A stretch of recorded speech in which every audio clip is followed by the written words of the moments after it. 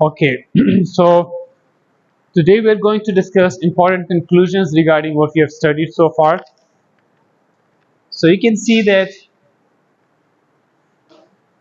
in any beam having a span L or any span of a multi-span beam, okay, किसी multi-span beam का एक span या किसी एक single span beam का जो वो तो फिर रहेगी span है उसके अगर लेंथ L है और उसके ऊपर यूनिफॉर्मली डिस्ट्रीब्यूटेड लोड लग रहा है तो उसके आपको पता है जो एंड्स हैं सपोर्ट्स वाली साइड्स हैं वहां पर नेगेटिव मोमेंट्स प्रोड्यूस होते हैं जनरली स्पीकिंग और मिड स्पैन के ऊपर पॉजिटिव मोमेंट प्रोड्यूस होता है fine now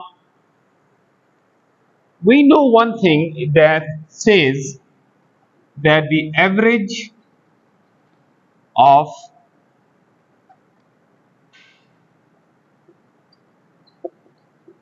absolute values of negative bending moments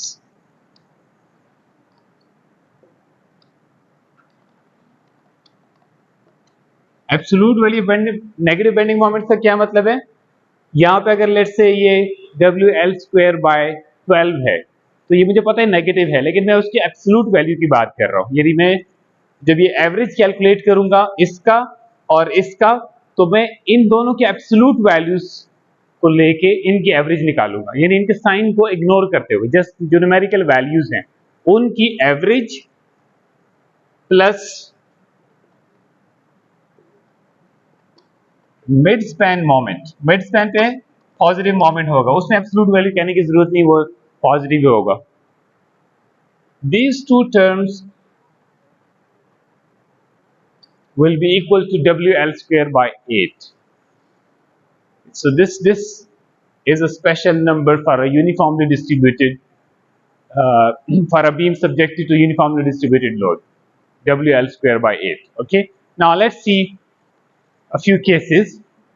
This is a simply supported beam, okay, so subjected to UDL, W and span L. Now this is its bending moment diagram. Of course the end moments are zero because we don't have any fixity at the ends, so these are zero and at mid span the moment is WL square by 8. I hope you know this thing, WL square by 8. Now let's put them in the form of a table. M1 negative is 0. Similarly, this M2 negative is 0. Okay, so their average is also 0.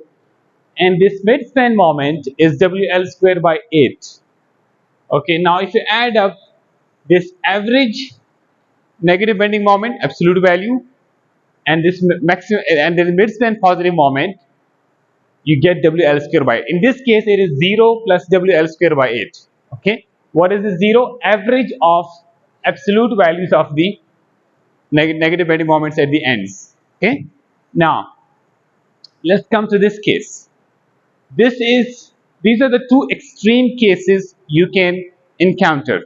Okay, all results for any kind of span, whether it's a multi-span beam or a single span beam, all results will lie within these two extremes. In this case, the ends are completely allowing rotation, no fixity at all at the ends, so zero. So the beam is resisting zero bending moment at the ends, and it is therefore taking a big chunk of, in fact, whole of the bending moment in positive bending moment, WL square by 8. You see, these two terms have to add up to WL square by 8. In this case, negative 0. Midspan, what can be the whatever can be a maximum, WL square by 8. Okay, now let's see this second scenario in which we have 100% fixed ends, and now the situation is going to change. This summation is still going to be WL square by 8, but you will see the contributions will be different. Okay, now let's see. This is the bending moment diagram for this beam. Okay, WL square by 12 and WL square by 12, and if you just do a little bit of calculations, you can find out this is WL square by 24. Okay, now this is equal to what? WL square by 12, this value, its absolute value, and this is M2 negative WL square by 12, this one, okay, WL square by 12. Now what is the average? WL square by 12. If you add them up, it will be WL square by 6, but if you again divide by 2, you will end up WL square by 12.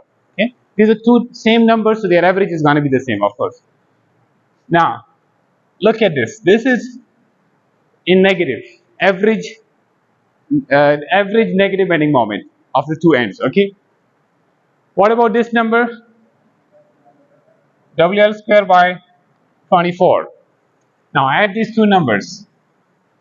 WL square by 12 plus WL square by 24. What's the answer?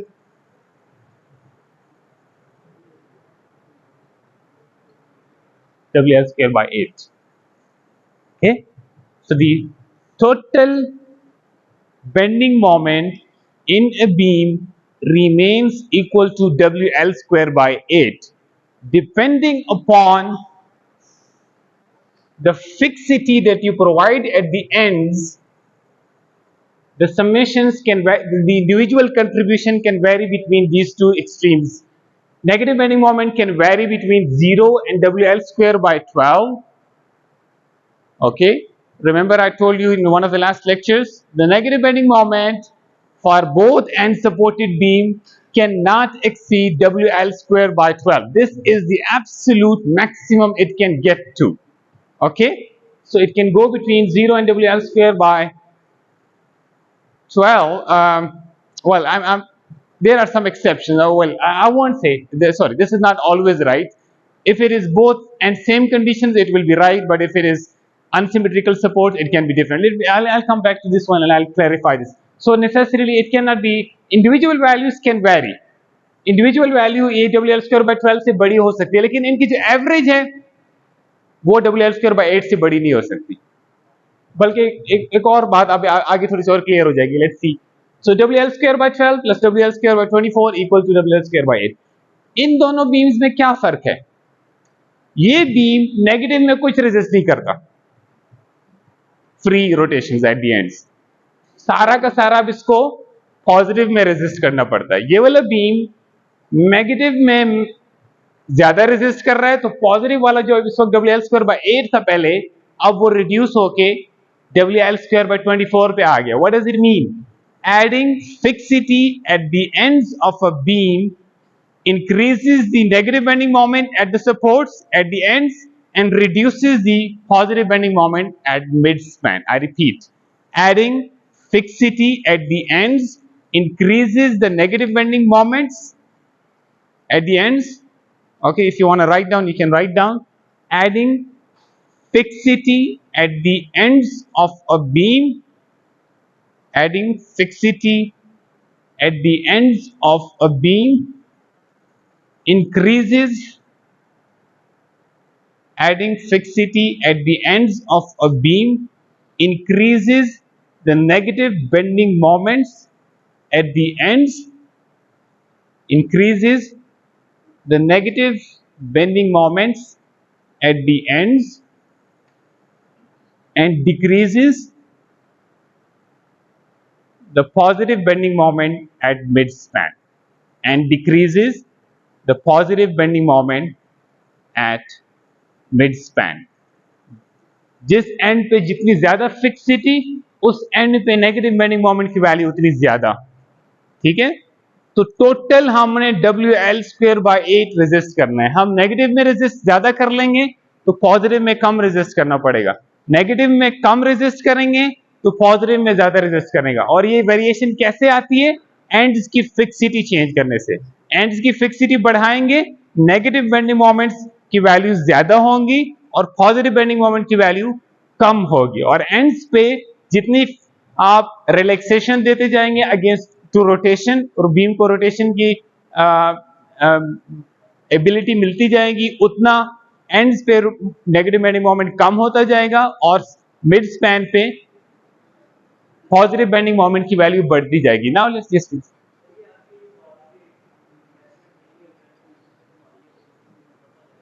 Sorry. Hmm sir अगर हमने यूं तो हमने भी किया ना कि positive moment ऊपर को होगा सर अगर वैल्यू हम नीचे को ड्रा करते हैं तो सर हम जब रिलैक्स में जाएंगे तो फिर नेगेटिव भी आ सकती है। So you have to follow certain sign convention. I'm following the sign convention that I treat sagging moment positive and hogging moment negative. So whenever I say negative bending moment, I'm referring to a hogging bending moment. And whenever I say positive bending moment, I'm referring to sagging bending moment. If you change the sign convention, of course, you will have to reword it. Okay. But since we are talking in terms of absolute numbers, so this shouldn't be, well, it will change, but I think for now we can stick to the sign convention. Okay, sagging positive, hogging negative. Okay. आप कह रहे हैं कि software तो शायद आप ये सोच रहे हो कि सॉफ्टवेयर तो नीचे प्लॉट कर देता है, ये वाला सॉफ्टवेयर इसी को ऐसे प्लॉट कर देगा। कुछ सॉफ्टवेयर में दोनों तरह से आप कर सकते हैं, कुछ में वो ऐसे प्लॉट कर देगा। सॉरी, थोड़ा सा आउट ऑफ द स्केल मैंने ड्रॉ कर दिया। Let me just change. आप सोच रहे होंगे कि सॉफ्टवेयर तो ऐसे प्लॉट कर लेता है, तो फिर उसमें ये बात कैसे ठीक रहेगी।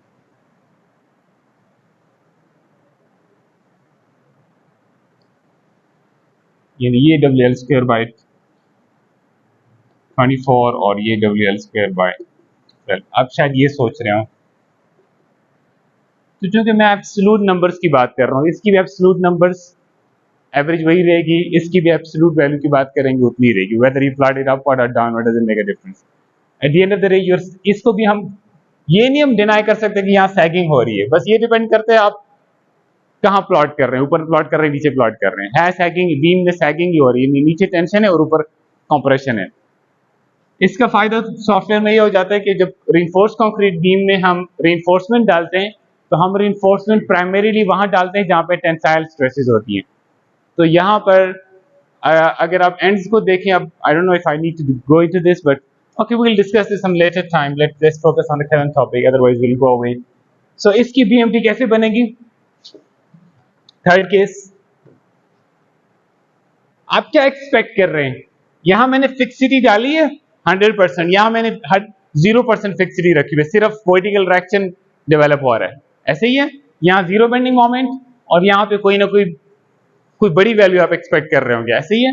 और सेंटर में इस वक्त मुझे वैल्यू नहीं पता, ठीक है, मुझे सेंटर में वैल्यू नहीं पता है। वन वे इज कि मुझे टेबल में जाके देख सकता हूँ। टेबल आपने डिराइव कर लिया होगा तो आपको टेबल देखने में कोई मसला नहीं है।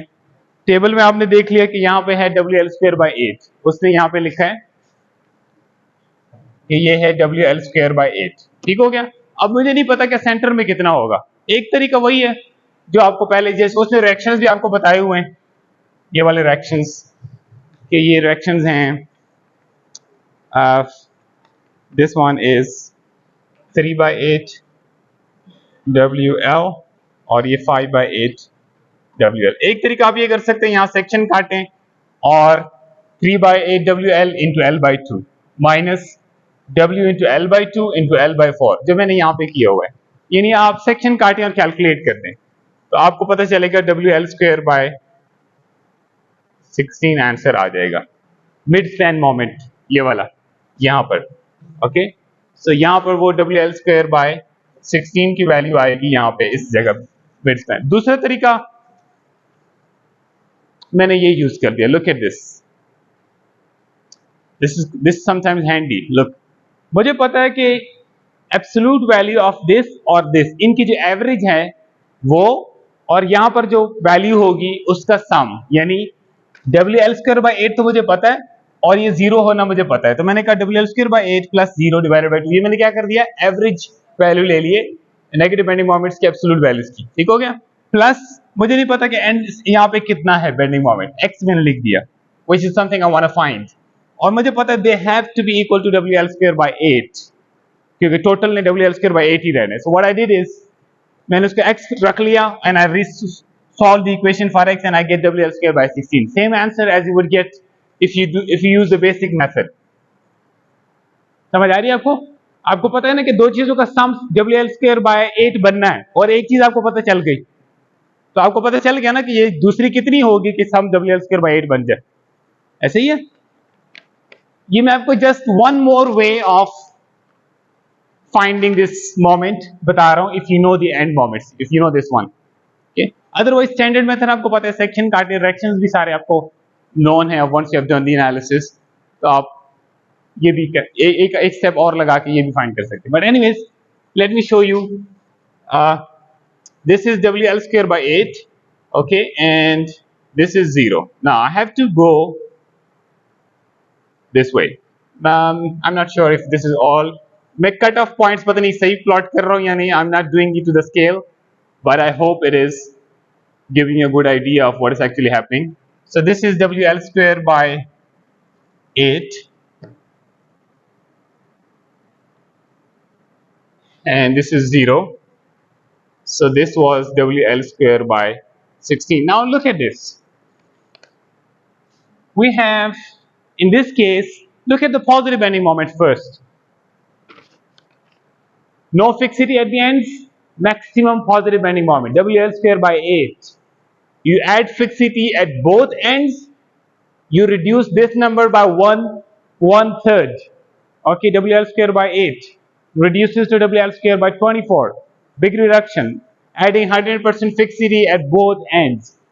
But if you add fixity at this end but don't add at this end, you do still make it half of WL square by 8. WL square by 16 is half of WL square by 8. If you add fixity at both ends, reduces by 3 times, 1/3. If you add it at one end, just one end, it reduces by half. Okay? Make sense?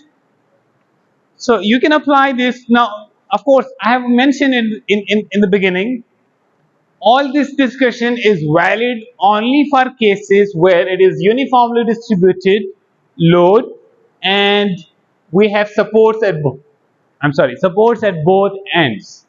Okay? Now, so far we have discussed only single span beam. Okay? Single span beam, simply supported, both ends fixed, and one end fixed and the other end is just roller or maybe a pin. Okay? So now let's see if the same discussion applies. Let me just quickly fill this table for you. What should I write over here? WL square by 8, 0. What should I write here? WL square by 16, the average of these two numbers, and WL square by 16. Okay, I've used my basic method and I have this WL square by 16 known. Okay, so WL square by 16. Now it is WL square by 16 plus WL square by 16 equal to WL square by 8. Now look at this comparison once again. In this case, सारी की सारी responsibility positive वाले पे डाल दिए, negative doing nothing, no resistance at the ends. Okay, and then more contribution coming from the ends, so lesser contribution from the mid span. In this case, equal contribution. Okay, one end is 100% fixed, other is just pinned or roller, so equal contribution, WL square by 16. Now I want you to note down that at any point, anywhere in the beam, you don't see anywhere a moment greater than WL square by 8. At this point, you have WL square by 8 in the midspan. In this case, you have WL square by 8 at one of the ends. Nowhere in the beam I would see any moment greater than WL square by. Of course, that is what the sum is going to be, the sum of the averages of the end and the midspan. Okay, WL square by 8, absolute. So there are some methods.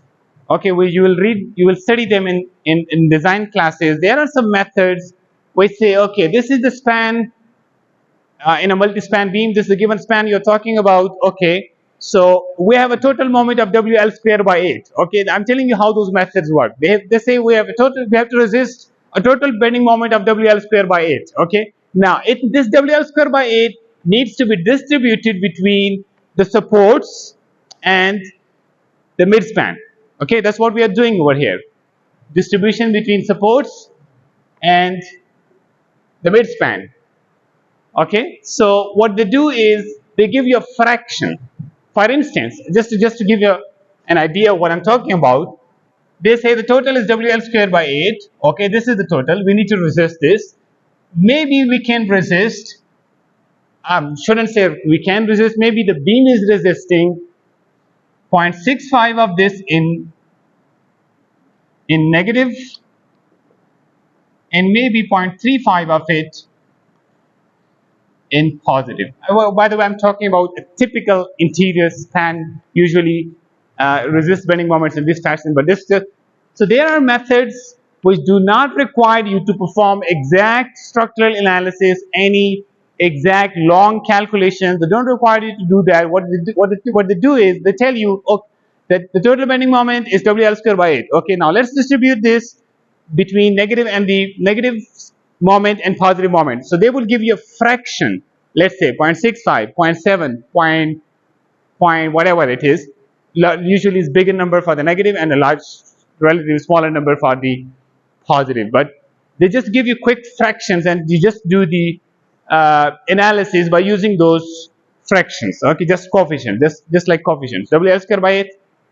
60% on one side, 40% on the other, maybe 65 on one side, 35 on the other. Okay, so there are, so let's see a few cases of multi-span beam, and we will check for each span whether this thing holds for that, for all of those spans or not. Okay, we're gonna start with a multi-span beam, and we're gonna see if we can figure out whether this holds in case of a multi-span beam or not. Okay, so what's the time?